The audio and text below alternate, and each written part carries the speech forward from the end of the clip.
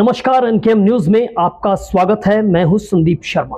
पूरे देश की निगाहें टिकी हुई हैं महाराष्ट्र के मुंबई पर। मुंबई में यहां पर 28 विपक्षी दलों INDIA गठबंधन की तीसरी बैठक होने जा रही है और इस बैठक में 2024 के लोकसभा चुनाव में नरेंद्र मोदी को कैसे सत्ता से बाहर का रास्ता दिखाया जाए, इसको लेकर महामंथन होगा। और जो चेहरे दिखाई दे रहे हैं उन चेहरों को देखकर देश के मतदाता के जहन में कुछ सवाल तो जरूर आते होंगे और मेरे दिमाग में, मेरे जहन में कुछ पंक्तियां आती हैं। सभी ने लगाए हैं चेहरों पर चेहरे, सभी ने लगाए हैं चेहरों पर चेहरे, किसे याद रखें और किसे भूल जाएं। तो इतने चेहरे देखकर देश का मतदाता कहीं ना कहीं कंफ्यूज तो है। और अगर मैं आपसे पूछूं कि आपको इस महागठबंधन में जो तमाम चेहरे दिखाई देते हैं, वैसे तो तमाम लोग चतुर खिलाड़ी हैं राजनीति के, लेकिन आपसे पूछूं कि कौन सा ऐसा खिलाड़ी आपको लगता है कि इस महागठबंधन में सबसे चतुर खिलाड़ी है? अगर आप मेरे से पूछें तो मैं तो कहूंगा कि केजरीवाल इस महागठबंधन में सबसे चतुर खिलाड़ी हैं। और उसकी वजह यह है कि मैं आज इन तमाम चेहरों के साथ में जब केजरीवाल को गलबहियां डालते हुए देखता हूं, उनको गले मिलते हुए देखता हूं, तो मुझे आज से एक दशक पहले की वो राजनीति याद आती है। मुझे वो जंतर मंतर का मैदान याद आता है, मुझे वो रामलीला का मैदान याद आता है, जहां पर अरविंद केजरीवाल उस मंच पर, जंतर मंतर के मंच पर बैठे होते थे। यहां पर अन्ना हजारे आंदोलन का जन्म हुआ और अन्ना हजारे की उस आंदोलन के उस मंच के सामने लिखा होता था तमाम उन चेहरों पर, उन चेहरों की तस्वीरें, वो चेहरे मुझे उस बैनर पर दिखाई देते थे। जो चेहरे जो हैं वो आज इस बैठक में अधिकांश चेहरे मुझे इस महागठबंधन INDIA में दिखाई दे रहे हैं। उस गठबंधन कि इन चेहरों को केजरीवाल साहब पानी पी पी कर कोसा करते थे और वो कहा करते थे कि ये सब चोर हैं, हम देश की राजनीति बदलने के लिए आए हैं, हम राजनीति करने के लिए नहीं आए हैं जी, इन्होंने देश को लूटा है जी। और तब जो कहा जाता था कि ये आज़ादी के बाद ये आंदोलन, अन्ना हजारे का आंदोलन जो है, ये आज़ादी की दूसरी लड़ाई है। और तब के मुझे कुछ याद आते हैं वो स्लोगन वहां की फिजाओं में तैरते हुए, जब कहा जाता था कि अन्ना नहीं ये आंधी है, ये देश के दूसरा गांधी है, ये अन्ना नहीं ये आंधी है, ये देश का दूसरा गांधी है। अन्ना आया झूम कर, धरती मां को चूम कर। और तब अन्ना हजारे का वो लोकप्रिय आंदोलन कैसे एक राजनीतिक दल में परिवर्तित होता है। और उस राजनीतिक दल के जो संयोजक हैं, जो लगातार एक दशक से संयोजक हैं, वो कहा करते थे कि ये तमाम लोग जो हैं, शरद पवार, सोनिया गांधी, मनमोहन सिंह, कपिल सिब्बल जो आज इसमें नहीं है, लेकिन आम आदमी पार्टी के तमाम केसेस वो लड़ा करते हैं, वो तमाम चेहरे, लालू प्रसाद यादव, इनके वहां पर तस्वीरें लगी होती थी और उनको कहा जाता था कि ये सब चोर हैं। लेकिन केजरीवाल साहब ने कैसे अपने आप को बदला और केजरीवाल साहब आज तमाम उन पॉलिटिकल पार्टी के साथ में शामिल हो गए। मैं ये मानकर चलता हूं कि केजरीवाल साहब is a most complicated personality in the politics, in the present situation, in the present scenario of the politics. आज मौजूदा राजनीति में सबसे ज्यादा जटिल चेहरा अगर कोई है तो वो केजरीवाल साहब हैं, क्योंकि केजरीवाल साहब को समझना आसान नहीं है। केजरीवाल साहब हर एक पटकथा के हिसाब से चलते हैं और मैं ये चतुर खिलाड़ी इनको इसलिए कहता हूं कि इस पूरे महागठबंधन में अगर किसी को सबसे ज्यादा फायदा वो जुटाने वाले व्यक्ति हैं तो वो केजरीवाल साहब हैं। केजरीवाल साहब, मैं 2 उदाहरण देना चाहता हूं। अभी जो मुंबई के अंदर महागठबंधन होगा उसमें यह तय होगा कि इस महागठबंधन का लोगो क्या होगा, इस महागठबंधन में जो है वो सीट शेयरिंग का फॉर्मूला क्या होगा, महागठबंधन किस एजेंडा के तहत जो है वो लड़ेंगे चुनाव, ये तय होगा। सुनने में यह भी आ रहा है कि इसमें एक मीडिया की टीम बनाई जा रही है, प्रवक्ताओं की टीम बनाई जा रही है, कौन कहां पर राज्यवार जो है स्टेट वाइज जो है वो कौन कहां पर प्रवक्ता होगा, इस बात को लेकर तय किया जाएगा। कैसे जो है महागठबंधन को मीडिया में, सोशल मीडिया में कैंपेन किया जाना है, यह तय होगा। सुनने में यह भी आ रहा है कि रिसर्च टीम बनाई जाएगी।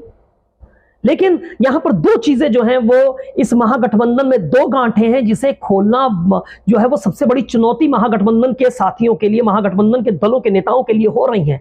पहला कि इस महागठबंधन का प्रधानमंत्री पद का उम्मीदवार कौन होगा।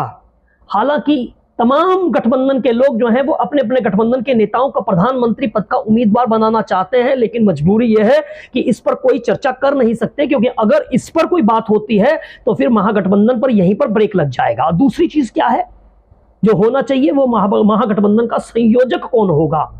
और महागठबंधन का संयोजक बनाने में ही सियासी दलों को बहुत माथापच्ची करनी पड़ रही है। तो जो है प्रधानमंत्री पद का उम्मीदवार तय करना तो इन 28 दलों के लिए वाकई ही बहुत बड़ी जो है वो चुनौती है।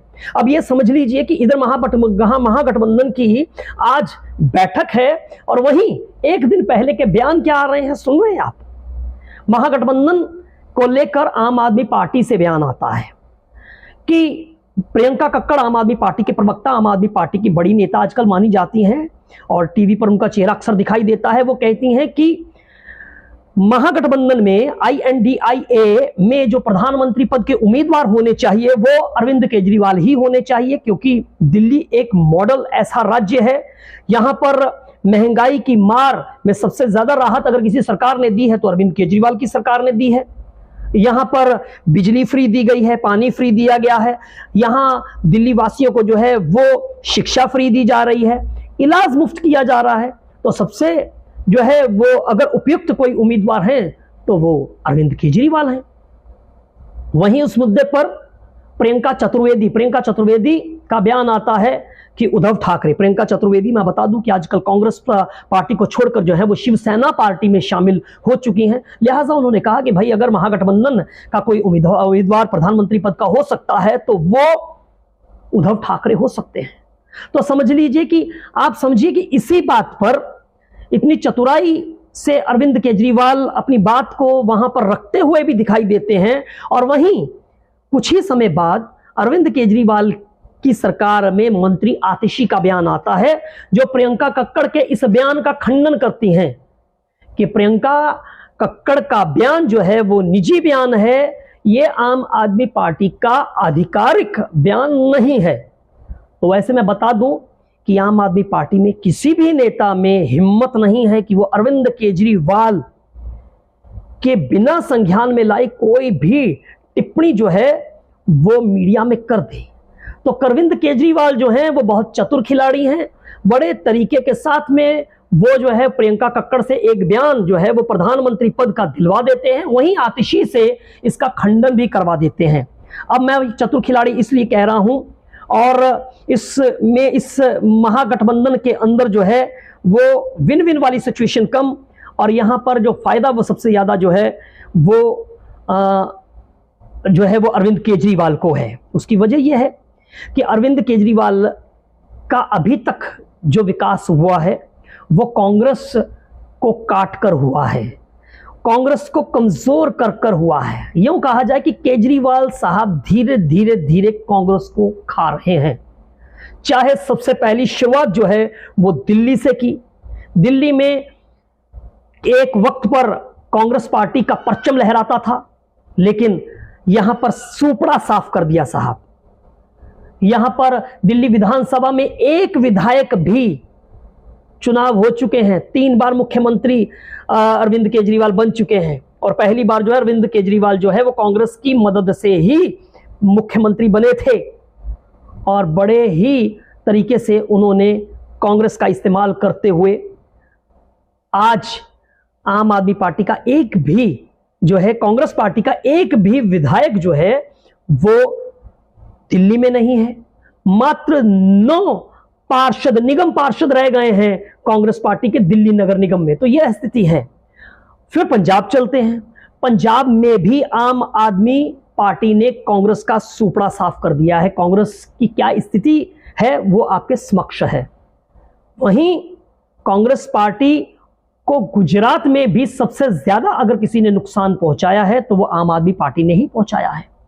वहीं वो अब छत्तीसगढ़ में भी जा रहे हैं, कर्नाटक में भी जा रहे हैं, और तो और आम आदमी पार्टी के संदीप पाठक जो है राज्यसभा सांसद जो हैं, संगठन मंत्री जो हैं, वो बिहार में भी अपनी टीम बना रहे हैं। तो यहां पर डिफरेंसेस जो हैं, तमाम मतभेद भी जो है दिखाई दे रहे हैं। पंजाब कांग्रेस कमेटी, राजा वड़िंग हो, प्रताप सिंह बाजवा हो, ये तमाम लोग जो हैं अपने आप को अलग कर चुके हैं। वहीं संदीप दीक्षित जो है वो लगातार दिल्ली के अंदर जो है बयान दे रहे हैं। अब यहां पर अरविंदर सिंह लवली को दिल्ली की कमान दे दी गई है। अरविंदर सिंह लवली जो हैं वो अब इस मुद्दे पर उनको कमान दी गई, लेकिन उनके लिए बड़ी चुनौती है, क्योंकि यहां पर पार्टी के जो उनका कैडर बेस है वो इस समय बड़ी दुविधा में है, क्योंकि आम आदमी पार्टी ने ही तो उनको सबसे ज्यादा जो है वो नुकसान पहुंचाया है। तो यह स्थिति जो है वो सबसे ज्यादा खतरनाक स्थिति जो है वो कांग्रेस के लिए है। और कांग्रेस की स्थिति भी इतनी मजबूर है कांग्रेस कि वो किसी भी कीमत पर नरेंद्र मोदी को देश का प्रधानमंत्री बनते हुए नहीं देखना चाहती तीसरी बार। लिहाजा उनकी मजबूरी है कि वो आम आदमी पार्टी से भी हाथ मिलाने को तैयार हैं, आम आदमी पार्टी का समर्थन करने के लिए भी तैयार हैं। और आम आदमी पार्टी भी मौके पर जो है वो चौका लगाती हुई दिखाई दे रही है। और आज एक बदला हुआ स्वरूप जो है वो केजरीवाल का यहां पर दिखाई दे रहा है। मुझे कभी कभी अरविंद केजरीवाल और मुझे ध्यान आता है राज कपूर साहब का वो भोला भाला चेहरा। उनकी पिक्चर्स जागते रहो देखिए, आवारा देखिए, श्री 420 देखिए, और उसमें जो है कितनी मासूमियत जो है वो पहले उस नायक के चेहरे पर, राज कपूर साहब के चेहरे पर झलका करती थी। और मैं देखता हूं कि ऐसी ही सादगी लेकर जो है वो अरविंद केजरीवाल भी आए थे।